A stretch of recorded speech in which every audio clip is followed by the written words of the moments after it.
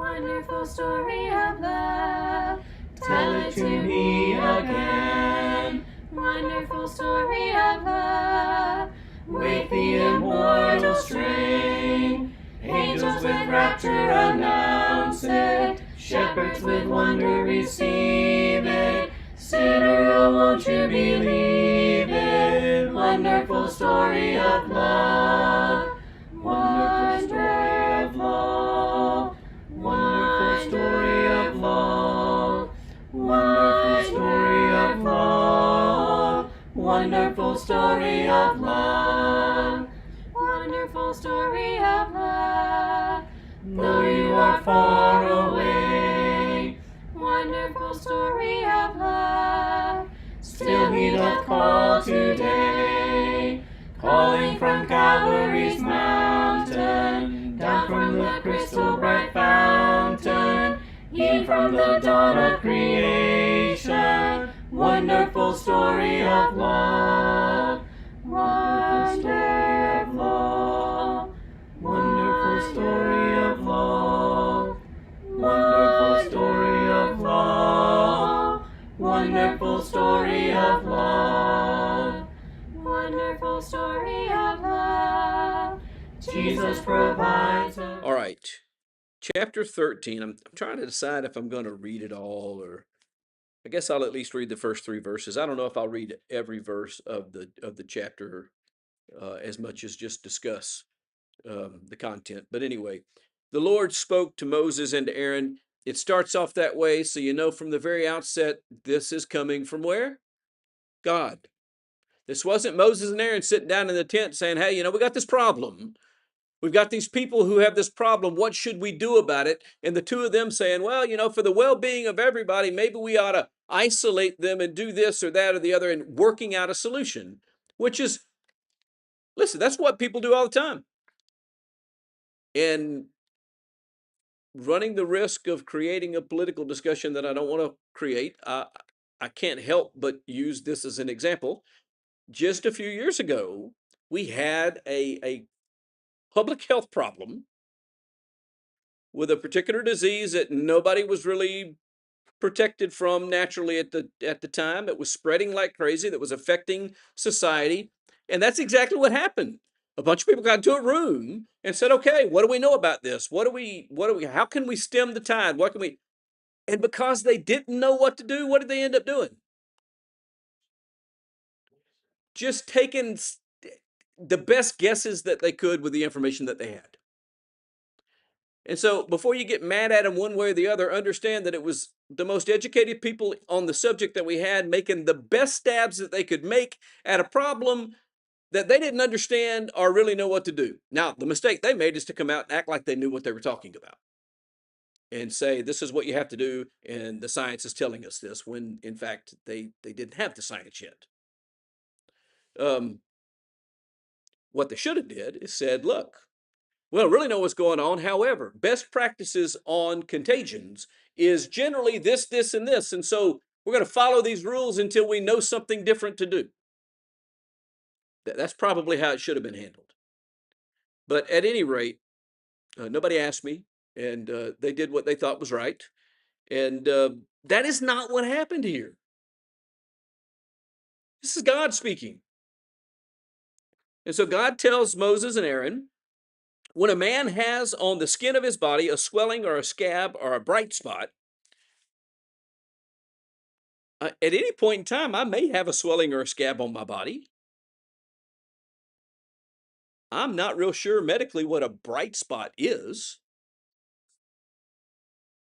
Possibly that could be a swelling as well. So anyway, a swelling, a scab, a bright spot, and it becomes an infection. That would be a pustule. It becomes an infection. Oh, it does. It actually, the New American Standard does actually put the word right here, of leprosy. Terrible translation. A leprous disease, which is trying to walk on both sides of the fence. That's exactly right. That's we'll get into that discussion in just a moment. We are not talking about Hansen's disease. It's not what leprosy is in this context or in any biblical context, because all the rest of the biblical context about it is connected to this. Yes, ma'am.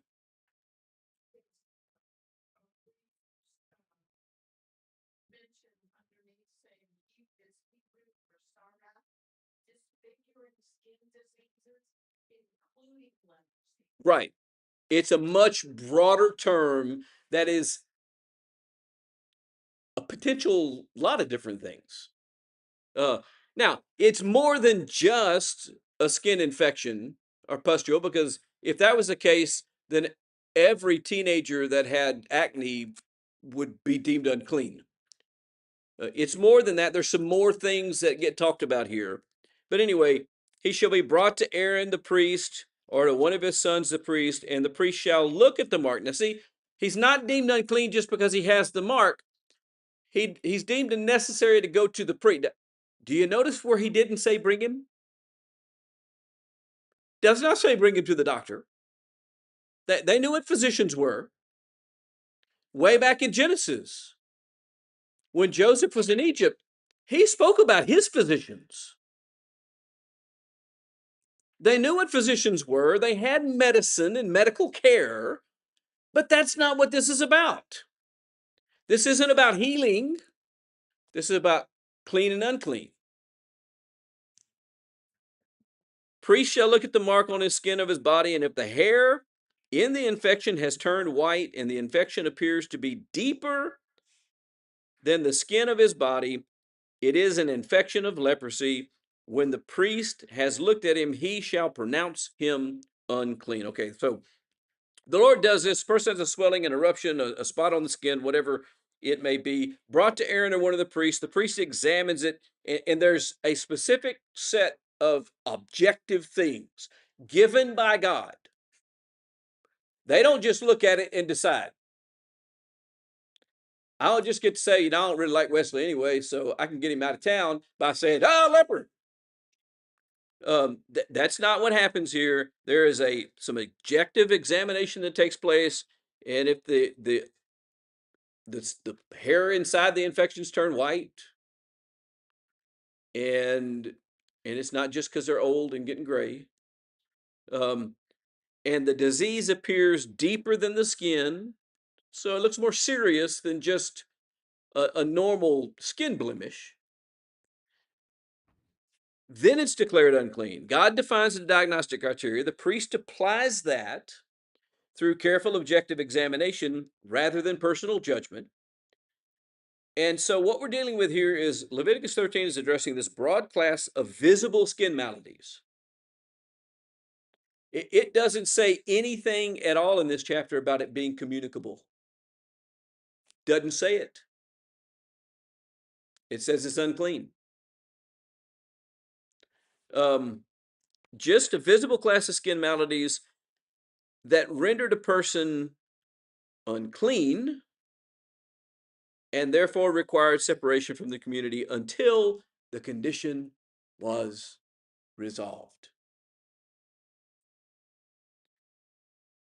Before we go any further in this discussion, I'm going to go ahead and do something that I usually reserve to the end of these discussions and do it early in the discussion. And that is this. Is there anything in the New Testament that even remotely resembles that kind of a thing, not physical, but behavioral and spiritual?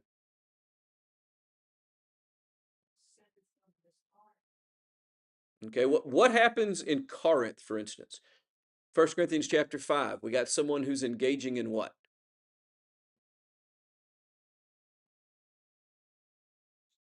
I think it was definitely an adulterous situation.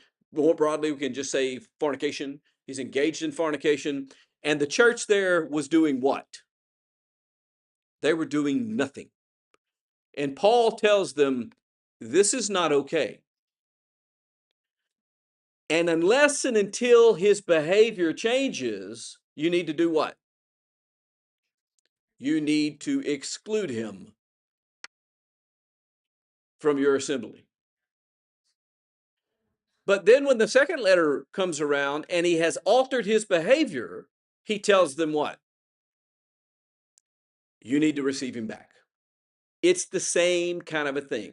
You've got this person that is deemed unclean. He is to be separated from the community. But when the condition rectifies itself, when they no longer are unclean and they become clean, then you accept them back. That is what he's teaching. That's the fundamental lesson in this chapter, is that I can become unclean. We got an individual who was clean and was part of the community, who then was deemed unclean and unfit for the community after an objective examination based upon God's commands. And then that situation is rectified. He becomes clean again. And then what happens? Then he can be back in the community again. And we're going to see that play out. And this was in a way that made it very visible. Because I can talk about it in abstract terms all day long. That doesn't mean people are going to get it. So God teaches in a very visible way so that they get the concept. Let's consider verses 4 through 8. This is some cases that require some observation. These are what we'll call complicated cases. You can't just look at it and go, oh, yeah, he's unclean. They require some observation and potential isolation. The disease is unclear initially. So the priest isolates a person, what? It says for 7 days, right? So you put them off in isolation. You haven't kicked them out, but you isolate them so that all the conditions are controlled. And then you check them after 7 days. That re-examination happens, according to verse 5, after that first period. If you're still uncertain, according to verse 5, what's it say? 7 more days. Observe for 7 more days. Don't make judgments at this point. No judgments are being made. You're actually withholding your judgment, holding it off, giving it time to demonstrate itself, to determine whether or not the behavior actually is. Well, I stuck behavior in there. Whether or not the condition, that's the much better word for our discussion, whether the condition actually is unclean or not.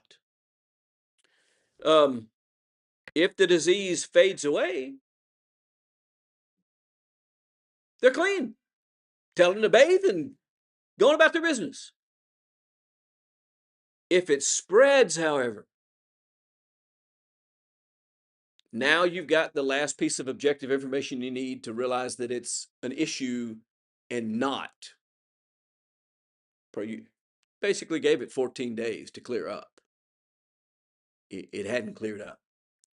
So in practical terms, and shifting over to the behavior kind of question, if you're a parent and you got a small child and they're not doing what they're supposed to do, occasionally you do what? You say, well, I'm going to hold off. I'm not going to say anything yet. Let me see what they are going to do next. And if they rectify the problem and start doing the right thing, what happens? Nothing. You let them go on about their business. But if they continue and persist, then you might step in and offer some correction. It is the same kind of concept here. Just not being dealt with, in this case, with behavior, being dealt with something that is visible and that can be observed and teach the concept. Verses 9 through 17, a fairly big block. I'm going to trust that you guys read all this again and not read through it all in class. If the disease is chronic and visible, the person is declared unclean immediately. Okay, there is a difference sometimes between one thing that you're not sure about and another thing that obviously is the case. There's a million medical things like that. And a doctor may go, well, it could be this, but it's not clear that it's that. So we're going to treat this until it becomes apparent that it's this other. And usually when that happens, it's because something about the treatment of the other is either costly or difficult or has terrible side effects that you would rather avoid. If they're not sure it's cancer, they're not going to put you through chemo. It's just that simple. Well, it might be cancer, but there's not any of the signs that can confirm that it's cancer at this point. So let's just go ahead and put you through 6 months of chemo. And that's not what they're going to do. You know what they're going to do? They're going to send you home. They're going to watch it until they can confirm that there's. But there's other cases you walk in there, and the day that you walk in, the doctor says, what? We need to do this. We need to do it immediately. There is no waiting. There's no choice here. If you want to live, this is what we have to do. It's the same kind of concept with this thing. There are some cases he said, you don't have to ask any questions. All right. When a man is caught in the very act of adultery, not hard. But I'm going to tell you what, that one right there can become a whole lot more difficult if they're not caught in the act. There can be people who are absolutely certain, and then you start talking to them, and they really have no evidence whatsoever. They just feel really strongly. What's magical about that is they feel really strongly as long as feeling that way serves their purpose. Later on, if they change their mind and it no longer serves their purpose, they say, well, looking back on it, I was wrong. Which is exactly why God doesn't deal with us or have us deal with one another that way. If we do not know, we wait until we can make a proper judgment. But when it is obvious, at 1 Corinthians 5, that's exactly what Paul's argument is. You know what Paul's ultimate argument is about that man? Even the Gentiles wouldn't put up with the way he's living. How in the world could you not do something? And so we're learning about these principles when it comes to things that are clean and unclean. When it's obviously unclean, you just absolutely don't have anything to do with it. You immediately act. If the disease covers the entire body, this is the one that really is baffling. And this is why this doesn't have anything to do with the disease or with some kind of physical malady. Oh, listen to what verses 12 and 13 say. This is baffling. If the leprosy, and again, does the ESV say leprosy there? Leprous disease. Okay. I'm going to just try to put disease in everywhere where it says leprosy because I just think that's a terrible translation. If the disease breaks out farther on the skin and the disease covers all the skin of him who has the infection from his head even to his feet, as far as the priest can see. Now, I think that's an interesting qualification right there, which suggests to me that the priest isn't obligated to search every square inch of the body. If it's pretty evident from looking at him that it covers his entire body, then the priest shall look, and behold, if the disease has covered all his body, he shall pronounce him clean. If it's all turned white. But here's the point. What makes a disease that covers your entire body not a problem when it's only on part of your body you're deemed unclean?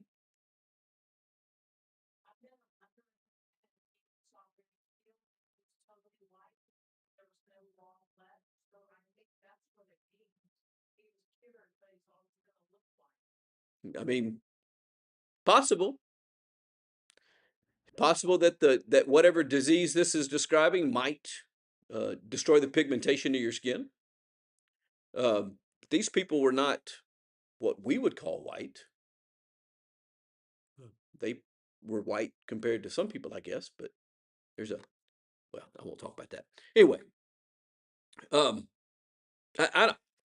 it doesn't matter. That's my whole point. And the reason I started with what I started with tonight. All that matters is the objective standard that God provides. It is clean if God says it's clean. It is unclean if God says it's unclean. To the priest, which is all of us under the new covenant, we're a royal priesthood. To the priest, all that matters is what? Does this objectively fit what God said is clean or unclean? Once I determine that, then I act based on God's judgment, not mine. And so, if the disease covers the entire body and turns white, the priest declares the person clean. But if raw flesh appears, then the person's unclean. If raw flesh turns white again, what happens? Then he's clean again. Now, personally, I think that's what's going on here. So we got a person with a disease that's unclean, but now it covers his whole body and it turns white, so he's clean. But now he's got raw flesh, so he's unclean. But now the raw flesh heals and he's white again, so he's clean again. He's teaching what? I would argue that he's teaching that the idea of once saved, always saved is foolish. The idea that you can't fall from grace is foolish. The idea that your condition can't change, in other words, is wrong. Your condition can change. And so I can't say, as someone who is in an unclean position, well, I'm hopeless. There's nothing I can do, because I can become clean. And as one who is clean, I can't say it doesn't matter what I do, because I can become unclean. These conditions are not locked, and you can move between them. The distinction depends on observable change. And I'm going to use the word impurity here, because I think that's the idea here between cleanness and uncleanness. Impurity is recognized not merely by appearance, but by its active spreading condition. What it's doing. That is what's under consideration. We're not going to quite get finished, so I'm going to go ahead and stop. And we'll look at verses 18 to the end of the chapter next time, and maybe get into chapter 14, but probably not. We'll probably end up just doing the rest of chapter 13 next time. Anybody have any questions or comments about what we talked about tonight? And again, please understand, this is not medical advice from God. That's not what this is. This is God teaching people how to make discernments about what is pure and what is impure, and what to do once we understand what God has said is wrong. Appreciate everybody's comments and participation. Wonderful story of love, tell it to me again. Wonderful story of love, with the immortal strain. Angels with rapture announce it, shepherds with wonder receive it. Sinner, oh, won't you believe it? Wonderful story of love.